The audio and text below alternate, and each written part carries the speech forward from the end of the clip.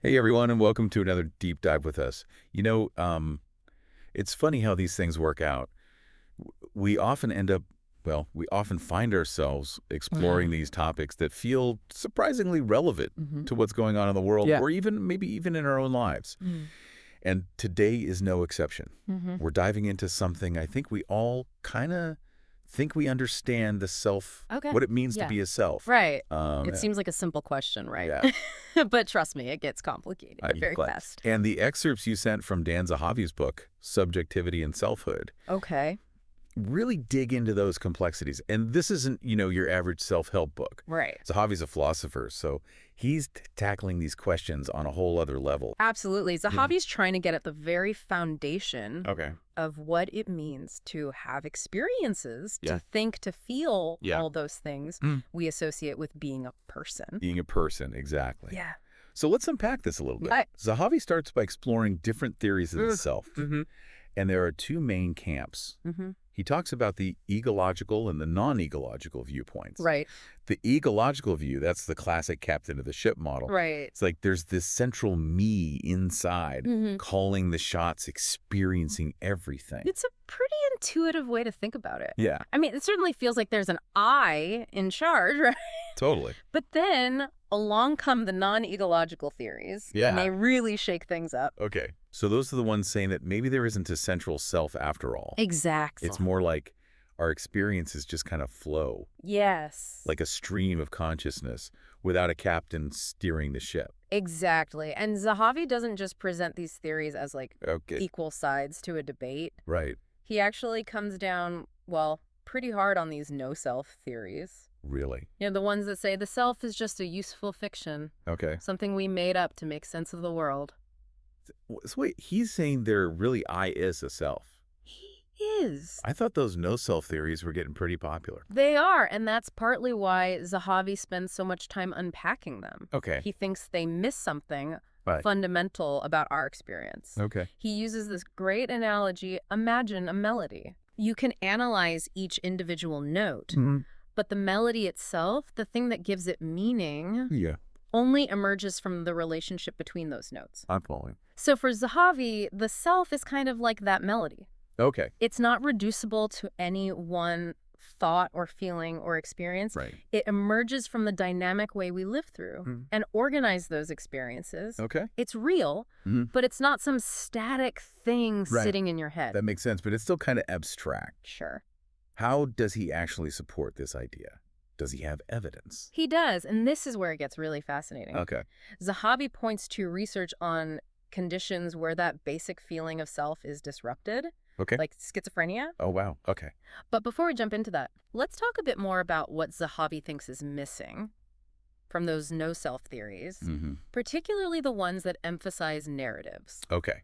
Okay, so we're talking about narratives. Right. Those stories we tell ourselves about who we are. Mm-hmm. Yeah. I can see how that's tempting. Yeah. Our lives feel like stories. They do. And some philosophers would even go so far as to say that that's all the self is. Really? Essentially, a story Okay. that we construct. We Wow. string together these memories and experiences and interpretations to create this coherent narrative Yeah. that we call me. Right. But Zahavi isn't convinced.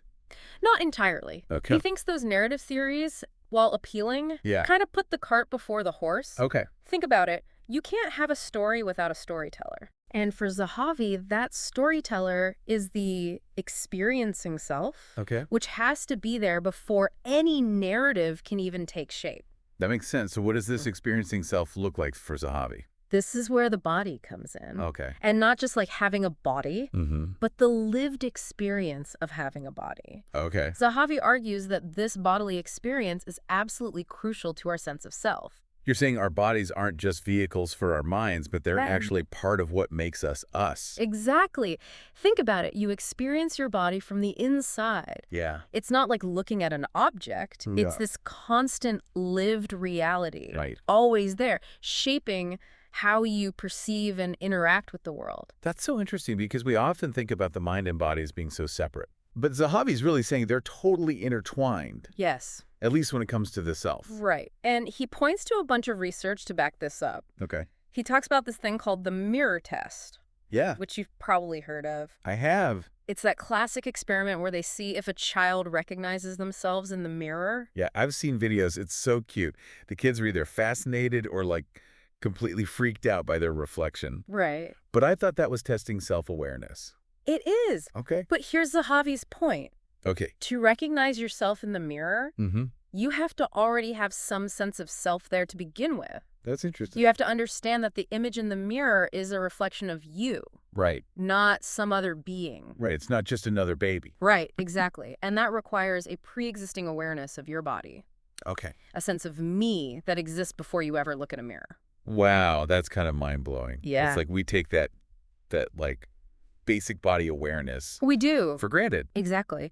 And Zahavi argues that this body-based sense of self isn't just about us as individuals. Yep. It's also the foundation for how we understand other people.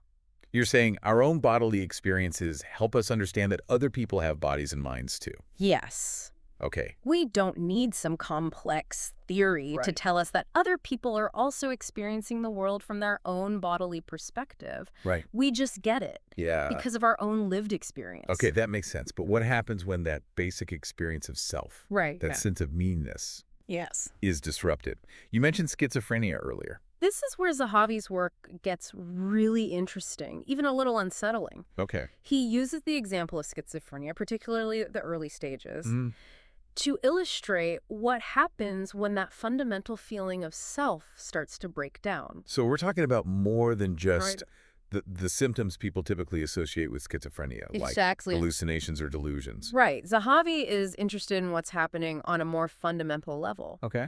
a disruption in the very structure of self-experience. Okay. He describes this feeling of mindness, that sense that our thoughts and experiences belong to us as being disrupted in schizophrenia. That sounds incredibly disorienting. It's very. Like the foundation of your reality is crumbling. Exactly. And one of the symptoms he highlights is this thing called hyperreflexivity, Okay. where people become overly aware of their own mental processes. It's like they can't escape this constant self-scrutiny, Oh, wow. and it leads to even more alienation from their own experience. You know, now that you mention it, I can almost relate to that feeling. Sure. Though obviously not to the same degree as someone with schizophrenia. Right.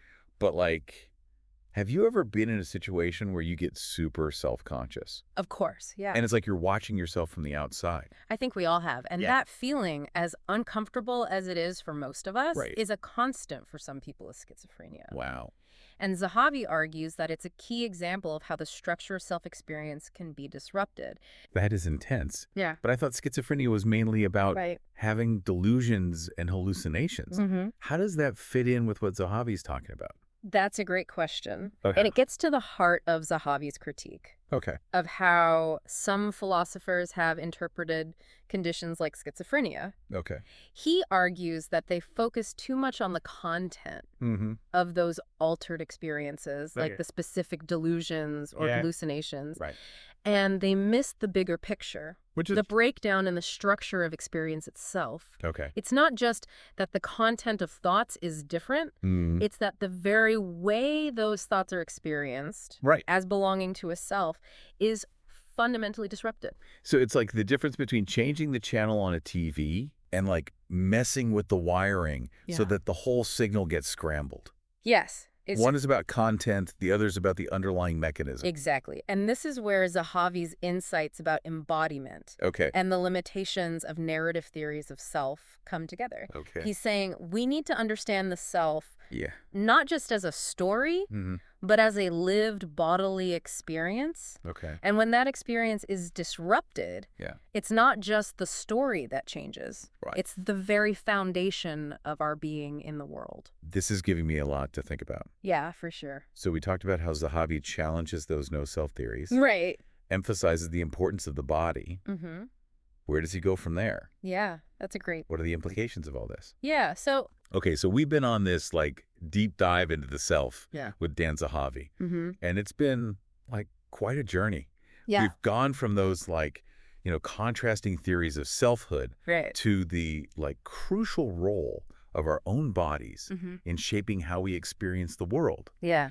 And even what happens when that sense of self is disrupted, like in schizophrenia. Right. It's a lot to wrap our heads around.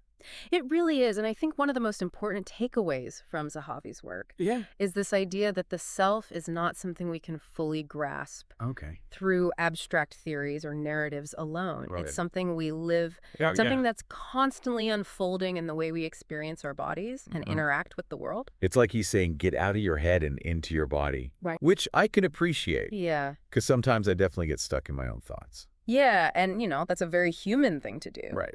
But Zahavi is reminding us Yeah. that there's this whole other dimension Okay. to our existence, this this pre-reflective, Right.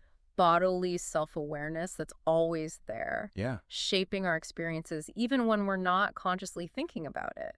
So where does that leave us? Right. What are the implications Yeah, that's what it of is. seeing the self this way Yeah. as grounded in bodily experience? That's a great question. And I think Zahavi would say it changes how we approach Okay.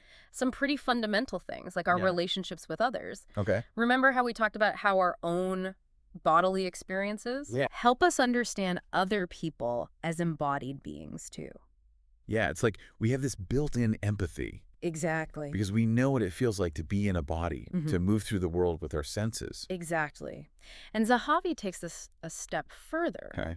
He suggests that this shared experience of embodiment, this pre-reflective understanding of what it means to be a self in the world, Yeah. could be the very foundation of our capacity Okay. for empathy and connection. That's beautiful. Yeah. It's like he's saying that on a very deep level. Mm-hmm. We're all connected through this shared experience of being Yes. embodied selves. Precisely. And if you think about it, Yeah. it makes a lot of sense. Right. We recognize other people ourselves, not because we've constructed some elaborate theory about their minds, Right. but because we see them move, Mhm. we hear them speak, Yeah. we sense their presence in the world. Yeah. It's immediate, Right. it's visceral, and it goes far beyond words. That's such an important reminder, Mm-hmm. especially in a world that often feels very divided. Right. Maybe Yeah. if we can tap into that shared experience of embodiment, Yeah. that sense of what it means to be a self Mm-hmm. among other selves, Yeah. we can start to bridge some of those divides. I think you're really onto something there. It's Yeah. like Zahavi's giving us a new way Yeah. to think about what connects us as human beings, Yeah. a way that goes beyond Right. our differences in culture, Right. language, beliefs, whatever it might be. Yeah. It's a connection that's rooted in our shared vulnerability, our shared experience of what it means to exist Yeah. as embodied selves in this world. This has been an incredible deep dive. It has. It's really, I think, shifted my perspective Good. on what it means to be a self. Yeah. And honestly, it's left me feeling more connected to, well, everything. That's wonderful to hear. And, Yeah. for me, that's the power of Zahavi's work. Yeah. It's not just about philosophical theories. It's about reconnecting with the richness of our own experience. Right. And recognizing that shared humanity that binds us all. Absolutely.